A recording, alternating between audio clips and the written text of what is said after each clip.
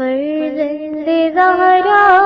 یہ حالات برے ہیں۔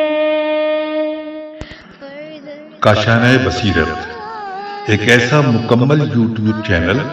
جس پر محروم بصارت کے لیے بالخصوص اور تمام افراد کے لیے بالعموم سینکڑوں کی تعداد میں اسلامی کتب دستیاب ہیں۔ لہذا گزارش ہے کہ آپ اپنی ذمہ داری نبھاتے ہوئے کاشانۂ بصیرت کو سبسکرائب کرنے کے ساتھ ساتھ بیل آئیکن کو پریس کیجیے تاکہ آپ علم کے حصول کے ساتھ ساتھ مذہب اہل بیت کی اشاعت میں بھی اہم کردار ادا کرتے رہیں۔ کاشانۂ بصیرت۔ فرزند زہرا یہ حالات برے ہیں۔ بسم اللہ الرحمن الرحیم۔ السلام علیکم۔ کاشانۂ بصیرت کے یوٹیوب چینل سے حاضر خدمت ہوں۔ ہماری زیر مطالعہ جو کتاب موجود ہے اس کا نام ہے درس عقائد، جس کا 29واں حصہ آپ کی سماعتوں کی نظر کیا جا رہا ہے، اور اس کتاب کے مصنف ہیں آیت اللہ مصباح یزدی۔ ترجمہ کیا ہے سمیر حسین بہاول پوری نے۔ تو آئیے مطالعے کا آغاز کرتے ہیں۔ 91واں درس اور صفحہ نمبر 330 پر میں موجود ہوں۔ 91واں درس اور اس کا عنوان ہے دنیا کا آخرت سے مقابلہ۔ مقدمہ۔ ہم نے عالم آخرت کے بارے میں عقل اور نقل، آیات اور روایات کے ذریعے جو معلومات حاصل کی ہیں اس کی روشنی میں دنیا و آخرت کے درمیان مختلف زاویے سے تقابل کر سکتے ہیں۔ خوش قسمتی سے یہ تقابل موازنہ خود قرآن مجید کے اندر موجود ہے، اور ہم قرآنی بیانات کے ذریعے دنیا و آخرت کو صحیح طریقے سے تصور کر سکتے ہیں۔ دنیا کا فانی ہونا اور آخرت کا ابدی ہونا، ہمیشہ باقی رہنا۔ دنیا و آخرت کے درمیان سب سے پہلا اور واضح ترین اختلاف دنیاوی زندگی کا محدود ہونا اور اخروی زندگی کا ہمیشہ باقی رہنا ہے۔ ہر انسان کی عمر کے لیے اس دنیا میں ایک حد معین ہے کہ حد تک ہر ایک کو جلد یا دیر پہنچنا ہے، حتیٰ کہ اگر کوئی شخص سینکڑوں یا ہزاروں سال بھی اس دنیا میں زندگی بسر کر لے، بالآخر اس کو ایک روز اس مادی عالم کے تغیر کے ساتھ کہ جب کہ پہلا سور پھونکا جائے گا ختم ہو جانا ہے، جیسا کہ گزشتہ درس میں بیان کیا جا چکا ہے۔ دوسری طرف قرآن مجید کی تقریباً 80 آیتیں آخرت کے ابدی ہونے پر دلالت کرتی ہیں، اور ظاہر ہے کہ محدود چاہے جس قدر بھی طولانی مدت ہو، لامحدود سے مقابلہ نہیں کر سکتا۔ صرف عالم آخرت بقا اور دوام کے لحاظ سے دنیا کے اوپر عظیم فضیلت کا حامل ہے، اور یہ ایسا مطلب ہے کہ جو مختلف آیتوں میں آخرت کو ابقا اور دنیاوی زندگی کو قلیل کے لفظ سے تعبیر کیا ہے، اور دوسری آیتوں میں دنیاوی زندگی کو اس سبزے سے تشبیہ دی گئی ہے جو چند روز سرسبز و شاداب رہنے کے بعد زردی کی طرف مائل ہوتا ہے، اور پھر پژمردگی کملاہٹ شروع ہو جاتی ہے، اور آخرت میں بالکل خشک ہو کر ختم ہو جاتا ہے۔ اور خداوند عالم ایک آیت میں کلی طور سے ارشاد فرماتا ہے کہ صرف وہ شے جو خدا کے نزدیک ہے ہمیشہ باقی رہنے والی ہے۔ یہاں ریفرنس موجود ہے نمبر 1، بہشت میں دوزخ کی جاویدانی اور خلوت سے متعلق آیتوں کی طرف رجوع کریں، اور نمبر 2 پہ کہف 44، مریم 74، طٰہٰ 131، 73، قصص 60، شعراء 13:6، غافر 39، اعلیٰ 77، آل عمران 197، نساء 77، توبہ 38 اور نمل 17۔ آخرت میں نعمت اور عذاب کے مابین جدائی۔ دنیا اور آخرت کی زندگی میں ایک دوسرا بنیادی فرق یہ ہے کہ دنیا کی زندگی اور اس کی تمام خوشیاں رنج و مشکلات کے ساتھ ملی جلی ہیں، اور ایسا ہرگز نہیں ہے کہ کچھ لوگ ہمیشہ ہر لحاظ سے خوشحال، بے فکر اور آسودہ خاطر ہوں گے، اور کچھ افراد ہمیشہ عذاب، پریشانیوں میں مبتلا ہوں گے اور غم و مصیبت سے دوچار ہوں گے، بلکہ تقریباً سارے لوگ ہر طرح کی خوشیوں، لذتوں اور عیش و آرام سے مالا مال بھی ہیں، اور ساتھ ہی ساتھ رنج و مصیبت اور غم و غصے سے بھی دست و گریباں ہیں۔ لیکن عالم آخرت کے دو الگ الگ حصے جنت و جہنم پائے جاتے ہیں، جس میں سے پہلا حصہ وہ ہے کہ جس میں کسی قسم کی کوئی پریشانی، عذاب، خوف اور غم کا شائبہ بھی نہیں بلکہ پایا جاتا، جبکہ دوسرے حصے میں آگ، درد، مصیبت، حیرت و یاس اور غم کے علاوہ کچھ اور ہاتھ آنے والا نہیں ہے کہ جو دنیاوی لذت کا اثر ہے۔ یہ تقابل بھی خود قرآن مجید کے اندر پایا جاتا ہے، اور آخرت کی نعمتوں اور تقرب پروردگار کی برتری کو دنیاوی نعمتوں کے اوپر صاف لفظوں میں بیان کیا گیا ہے، جس طرح آخرت کے عذاب کو دنیاوی مشکلات اور مصیبتوں سے سخت تر بیان کیا گیا ہے۔ آخرت کا اصل ہونا۔ دنیا و آخرت کے درمیان ایک اہم فرق یہ ہے کہ دنیاوی زندگی آخرت کے لیے مقدمہ ہے اور ابدی سعادت کو حاصل کرنے کا ذریعہ ہے، اور آخرت کی زندگی آخری اور اصل زندگی ہے۔ یہاں ریفرنس موجود ہے سورہ یونس 24، کہف 46، 45، حدید 20، نمل 96، آل عمران 15، نساء 77، انعام 32، اعراف 32، یوسف 109، نحل 30، کہف 46، مریم 76، طٰہٰ 73، 131، قصص 60، ورا 34، اعلیٰ 17، آل عمران 15، نساء 77، انعام 32، اعراف 32، یوسف 109، نحل 30، کہف 46، مریم 76، طٰہٰ 73، and 131، قصص 40، شورى 36، اعلیٰ 17، رعد 34، طٰہٰ 127، سجدہ 21، زمر 26، فصلت 116، قلم 33، غاشیہ 24۔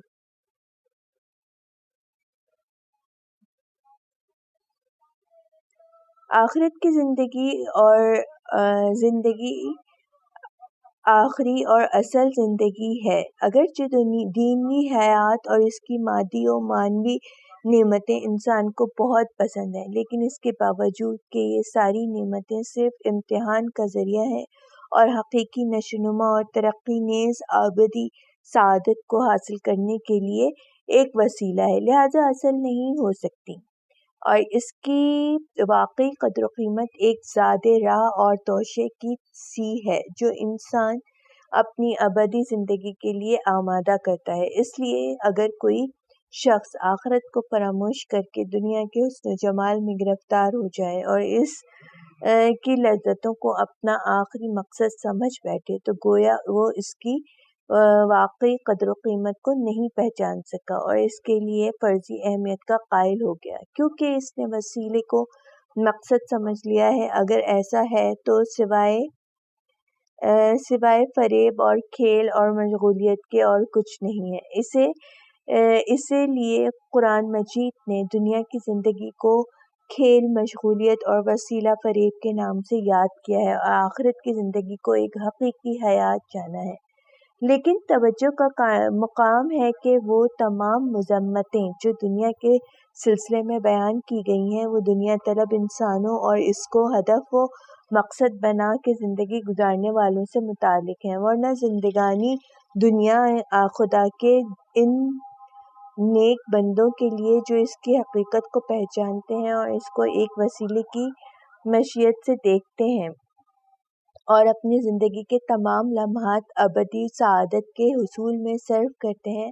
نہ صرف یہ کہ ان کی مذمت نہیں کی گئی بلکہ وہ غیر معمولی قدر و قیمت کے مالک ہیں۔ دنیاوی زندگی کو انتخاب کرنے کا نتیجہ عالم آخرت کی فضیلت اور غیر قابل توصیف بہشتی نعمتوں اور خدا کی مرضی و خوشنودی کو دنیاوی لذتوں کے اوپر ترجیح دینے میں کسی بھی شک و شبے کی گنجائش نہیں ہے۔ لہٰذا دنیاوی زندگی کو انتخاب کرنا اور اس کو آخرت کے اوپر ترجیح دینا ایک غیر حکیمانہ اقدام ہے کہ جس کا نتیجہ حسرت اور شرمندگی کے علاوہ کچھ اور نہیں ہے۔ لہٰذا اس کو انتخاب کرنا اور اس کی لذتوں پر دل و جان سے قربان ہو جانا نہ یہ کہ صرف ابدی سعادت سے محرومی کا سبب ہے بلکہ ہمیشہ کی بدبختی کا بہت بڑا ذریعہ بھی ہے۔ یہاں پہ جو ریفرنس کے لیے آیات دی گئی ہیں، قصص 77، آل عمران 185، عنکبوت 64، محمد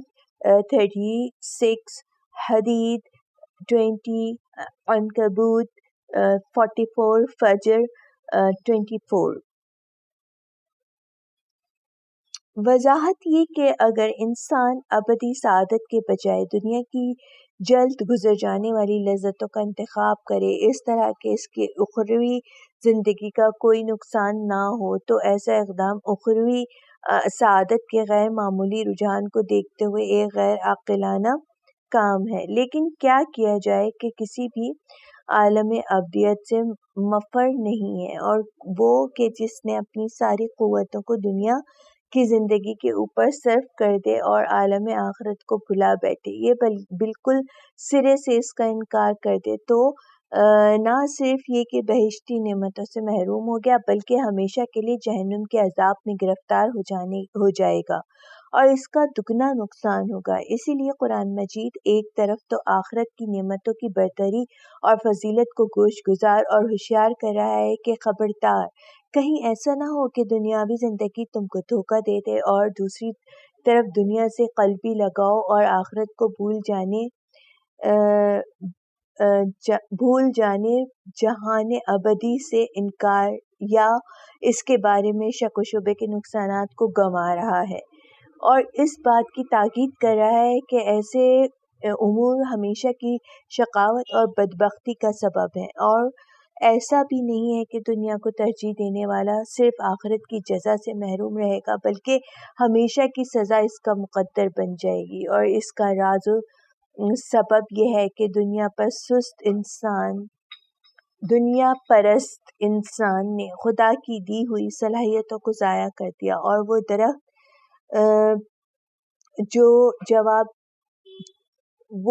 درخت جو ابدی سعادت کا پھل دینے والا تھا اس کو خشک و بے پھل کر دیا، اور اس نے حقیقی نعمت عطا کرنے والے خدا کے حق کا لحاظ نہیں کیا اور اس کی دی ہوئی نعمتوں کو اس کی مرضی کے خلاف استعمال کیا، اور ایسا شخص جب اپنے برے انتخاب کے نتیجے کو دیکھے گا تو یہ آرزو کرے گا کہ اے کاش میں مٹی ہو جاتا اور ایسی بری عاقبت میں مبتلا نہ ہوتا۔ یہاں ریفرنس کے لیے جو آیات موجود ہیں، سورہ اعلیٰ 16، فجر 24، ہود 22، کہف 104 and 105، نمل 405 نہیں نمل 4 and 5، ہود 22، کہف 102 105، نمل 4، 5، بقرہ 102 200، توبہ 38 only 38، روم 33، فاتر 5 شورا 20 زخرف 34 35 اسرا 10 بقرہ 86 انعام 130 یونس 7 8 ہود 15 16 ابراہیم 3 نحل 22 107 مومنون 74 نمل 66 5 4 روم 16 7 لقمان 4 سبا 21 8 زمر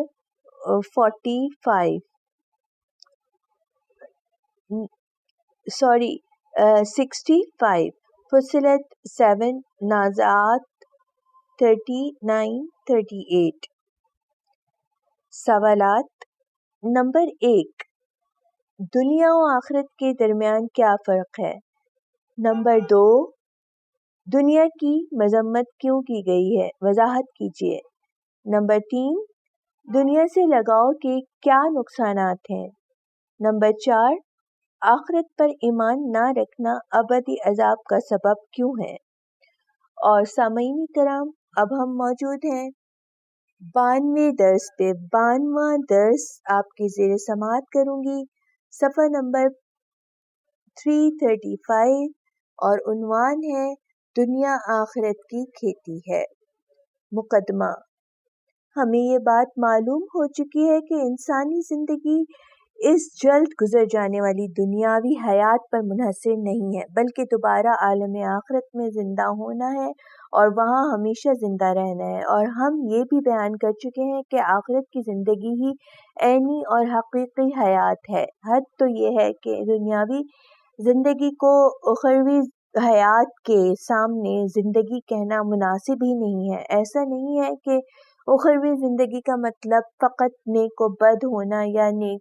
فرضی و خیالی امر ہونا ہے۔ اب وقت آ گیا ہے کہ ہم دنیا و آخرت کی زندگی کے درمیان موجودہ رابطے کو بیان کرتے ہوئے اس کی نوعیت واضح کریں۔ اگرچہ گزشتہ بحثوں میں کسی حد تک اس رابطے کے بارے میں بیان کیا جا چکا ہے، مناسب معلوم ہوتا ہے کہ مزید اور وضاحت کر دی جائے اور عقلی دلیلوں اور قرآنی بیانات کی روشنی میں دنیا و آخرت کے مابین رابطے کو واضح کیا جائے۔ دنیا آخرت کی کھیتی ہے۔ یہاں پر سب سے پہلے جس بات کی تاکید کرنا ضروری ہے وہ یہ ہے کہ آخرت کی خوشبختی اور بدبختی دنیا میں انجام پانے والے انسانی رفتار و کردار کے تابع ہے، اور ہرگز ایسا نہیں ہے کہ آخرت کی نعمتوں کو حاصل کرنے کے لیے آخرت ہی میں کوشش کرے اور جس کے پاس جتنی زیادہ جسمانی اور فکری قوت پائی جائے گی وہ اتنا ہی زیادہ نعمتوں سے سرفراز ہوگا۔ یہ یا فریب اور دھوکہ دھڑی کے ذریعے دوسروں کی ایجادات سے غلط فائدہ اٹھانا چاہتے ہیں، جیسا کہ بعض نادان افراد کے ذہنوں میں یہ غلط تصور پایا جاتا ہے اور وہ آخرت کی زندگی کو دنیا سے بالکل علیحدہ اور مستقل تصور کرتے ہیں۔ قرآن کریم بعض کفار کے قول کو اس طرح نقل کر رہا ہے۔ ترجمہ: کہ مجھے تو اس بات کا گمان بھی نہیں ہوتا کہ کبھی قیامت آئے گی، اور اگر آ بھی گئی تو جب میں اپنے پروردگار کی طرف لوٹایا جاؤں گا تو یقیناً اس دنیا سے کہیں بہتر پاؤں گا۔ اور دوسری جگہ ارشاد ہو رہا ہے۔ ترجمہ: قیامت کا آنا تو میرے وہم و گمان میں نہیں ہے، لیکن اگر آ گئی تو جب میں اپنے رب کی طرف لوٹایا جاؤں گا تو خدا کے نزدیک سب سے بہترین نعمتیں پاؤں گا۔ ایسے لوگوں کا یہ تو خیال تھا کہ آخرت میں بھی سعی و کوشش کے ذریعے نعمتوں کو حاصل کیا جا سکتا ہے، یا تو یہ گمان تھا کہ دنیا میں ان لوگوں کا مالدار ہونا خدا کی جانب سے ایک خاص کرم اور احسان ہے، پس آخرت میں بھی خدا کے یہ احسانات اور الطاف ان کے شامل حال ہوں گے۔ بہرحال اگر کوئی انسان آخرت کی زندگی کو دنیاوی زندگی سے بالکل الگ اور مستقل حیثیت جانتا ہے اور دنیا میں انجام دیے ہوئے نیک و بد اعمال کو آخرت کی نعمتوں اور عذاب کے اوپر مؤثر تصور کرتا ہے تو گویا وہ قیامت پر جو آسمانی ادیان کے اعتقادی اصول میں سے ایک ہے ایمان نہیں رکھتا، کیونکہ اس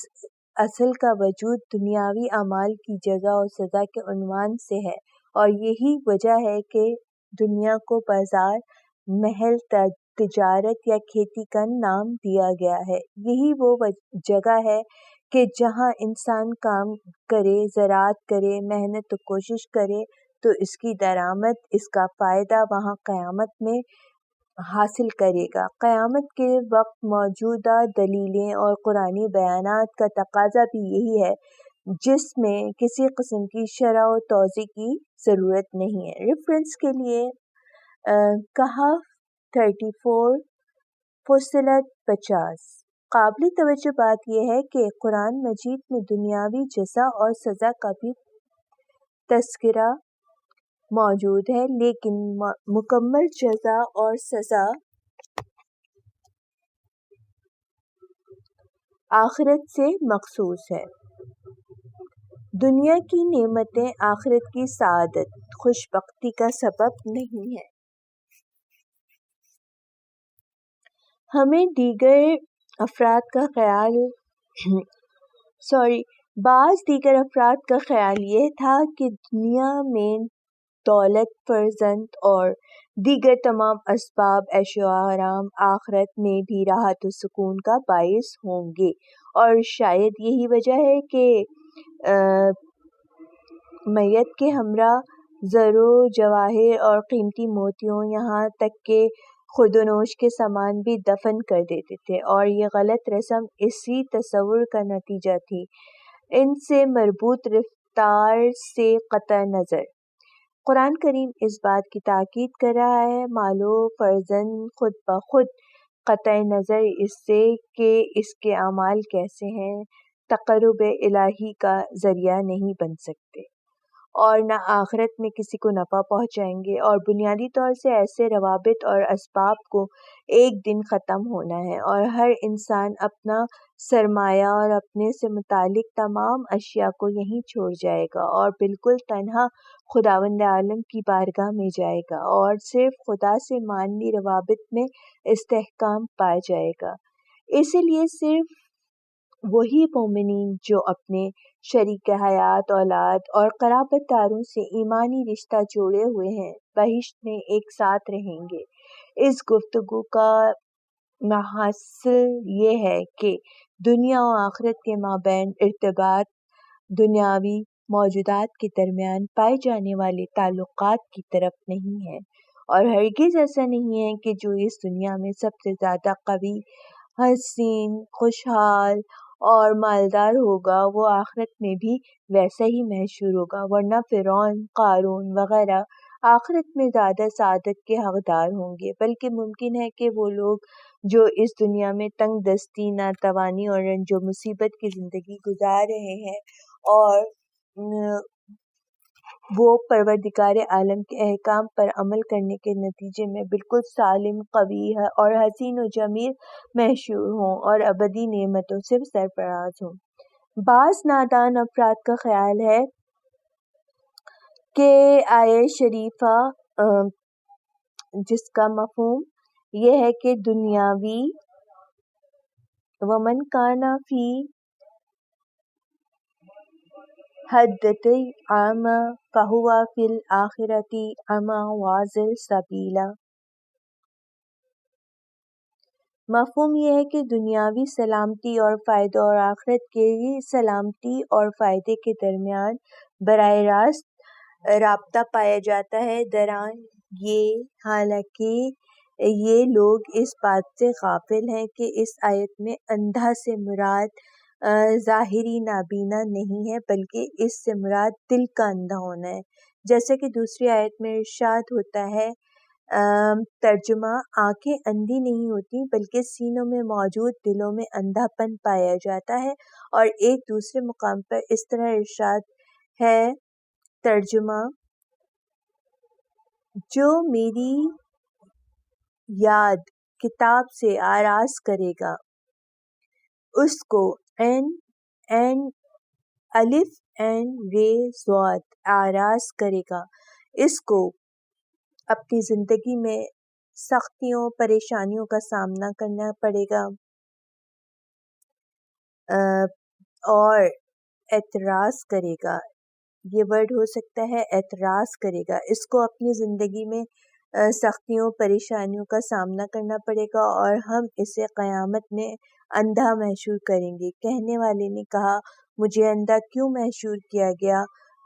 باوجود یہ کہ میں بینا تھا؟ خدا کہے گا جس طرح میری نشانیاں تجھ تک پہنچی لیکن تو نے اسے فراموش کر دیا، اسی طرح آج تجھے بھلا دیا گیا. بس دنیا و آخرت کا رابطہ اس رابطے سے جدا ہے جو دنیاوی سبب و مسبب علت و معلول کے درمیان ہوتا ہے. ریفرنس کے لیے رجوع کریں سبا 37، شورا 88، لقمان 33، آل عمران 10، 116، مجادلہ 17، بقرہ 166، مومنون 101، انعام 96، مریم 80، 95، رعد 33، غافر 8، طور 21، اسرا 72. جو اس دنیا میں اندھا ہوگا وہ آخرت میں اندھا اور گمراہ رہے گا.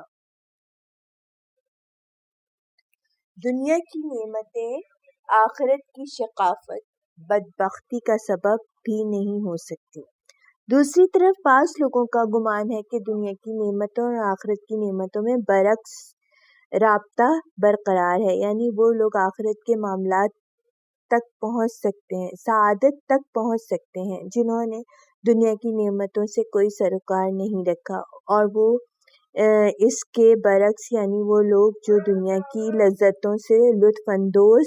ہیں وہ آخرت کی خوشبختی سے محروم رہیں گے. اور ان لوگوں نے اپنی بات کو ثابت کرنے کے لیے آیات و روایات کا سہارا بھی لیا ہے جو اس امر پر دلالت کرتی ہے کہ دنیا پرستوں کے حصے میں آخرت کا کوئی حق نہیں ہے. درحال کہ یہ لوگ اس بات سے غافل ہیں کہ یہ ان کے مدعا پر دلیل نہیں ہے. دنیا طلبی دنیا کی نعمتوں سے استفادہ کے معنی میں نہیں ہو سکتا، بلکہ دنیا طلب وہ ہے جو دنیا کی لذتوں کو اپنا نصب العین بنا لے اور اس کو حاصل کرنے کے لیے اپنی تمام صلاحیتوں کو بروئے کار لائے، اگرچہ ممکن ہے اس تک نہ پہنچ سکے. اور آخرت طلب وہ ہے جو دنیا کی سرمستیوں میں کھو جائے، بلکہ اس کا مقصد آخرت کی خوشگوار زندگی ہو، اگرچہ ممکن ہے دنیاوی نعمتوں سے جی بھر کے فائدہ اٹھا چکا ہو، جیسے حضرت سلیمان ح ضاد ر ت سین لام ی میم الف، حضرت سلیمان اور دیگر بہت سارے انبیاء کرام اور اولیاء خدا علیہ السلام کے جو دنیا کے بے پناہ نعمتوں سے مالا مال تھے، لیکن ان نعمتوں کے ذریعے آخرت کی سعادت اور تقرب الہی کو حاصل کرنے میں کوشاں رہے. یہاں ریفرنس کے لیے موجود ہے سورہ حج 46، طٰہٰ 124، 126، بقرہ 200، آل عمران 77، اسرا 18، شورا 20، الاحقاف 20۔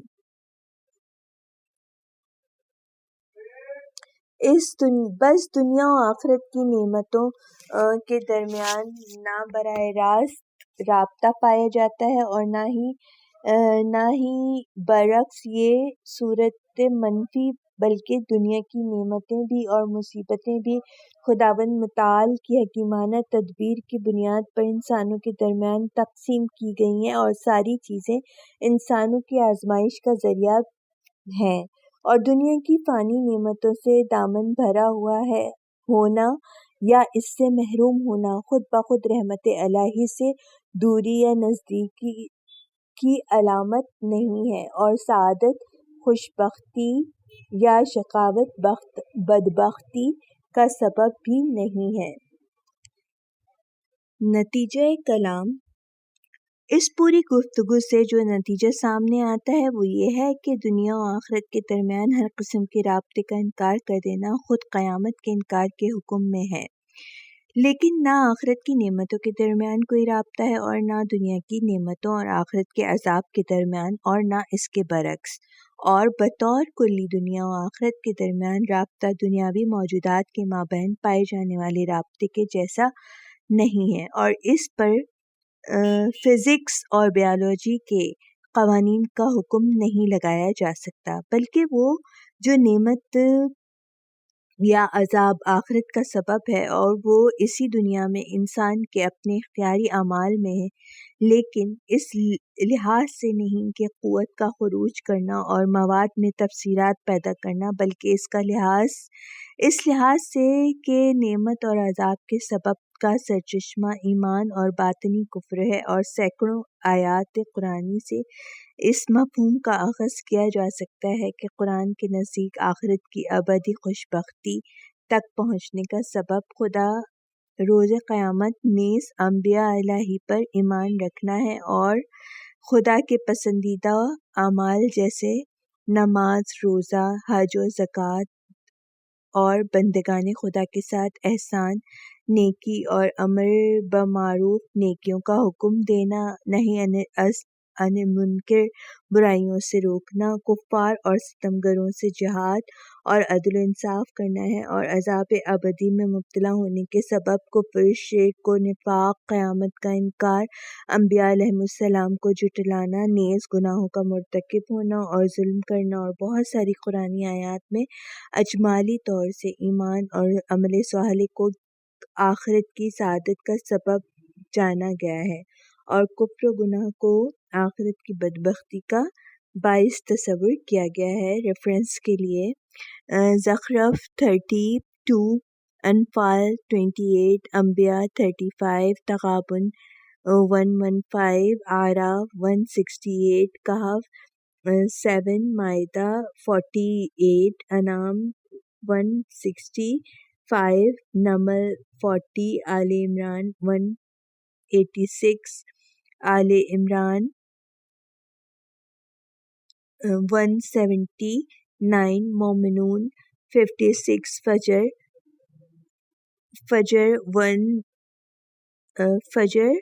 16 اور 15، اور سواد۔ سوالات: نمبر 1، دنیا و آخرت کے درمیان رابطے کے انکار میں کیا اعتراض ہو سکتا ہے؟ نمبر 2، آخرت کے لیے دنیا کے کھیتی ہونے کا کیا مطلب ہے، وضاحت کیجیے۔ نمبر 3، دنیا اور آخرت کی نعمتوں کے درمیان کون سی نسبت پائی جاتی ہے؟ نمبر 4، دنیا کی نعمتوں اور آخرت کے عذاب کے درمیان کیا رابطہ ہے؟ نمبر 5، دنیا کے وہ کون سے امور ہیں جن کا آخرت کی سعادت یا شقاوت سے حقیقی رابطہ ہے؟ ریفرنس کے لیے یہاں آیات موجود ہیں۔ سورہ بقرہ کی 25، 38، 62، 82، 103، 112، 277، آل عمران 15، 57،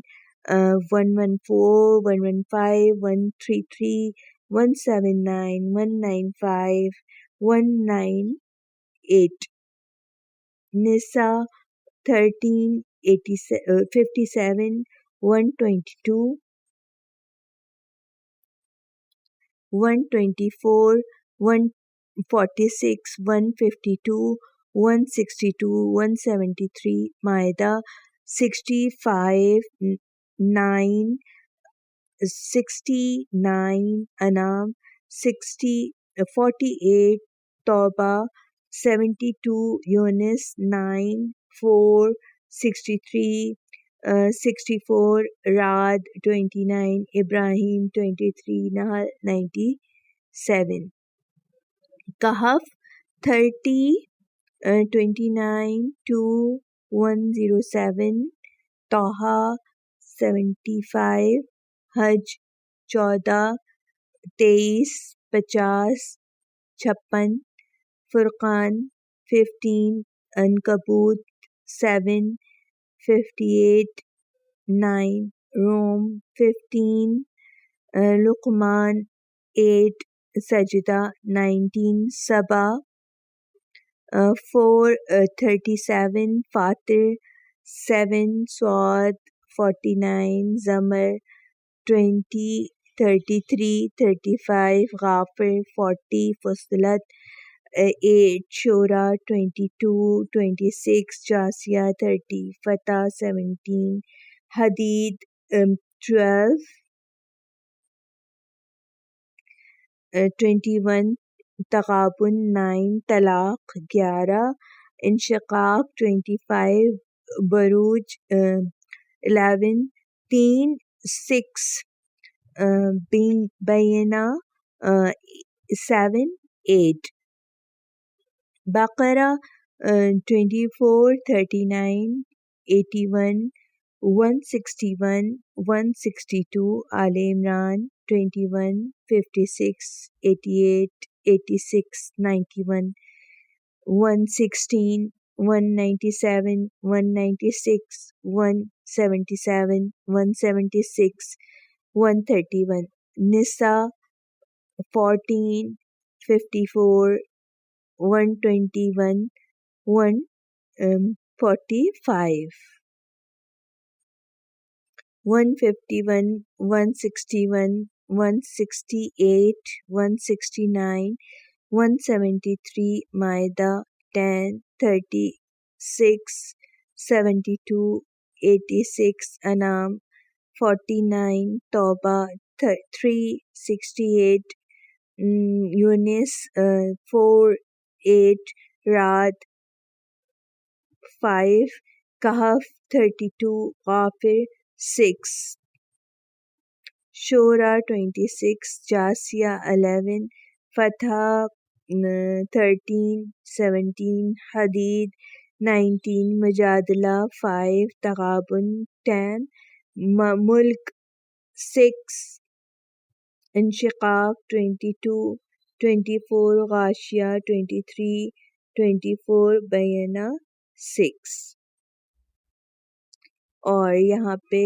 سامعین، یہاں پہ میرا جو ہے یہ درس بھی اختتام پذیر ہوا۔ انشاءاللہ دوبارہ حاضر ہوں گی، اور میں موجود ہوں صفحہ نمبر 340 پر۔ انشاءاللہ دوبارہ حاضر ہوں گی، جب تک کے لیے خدا حافظ۔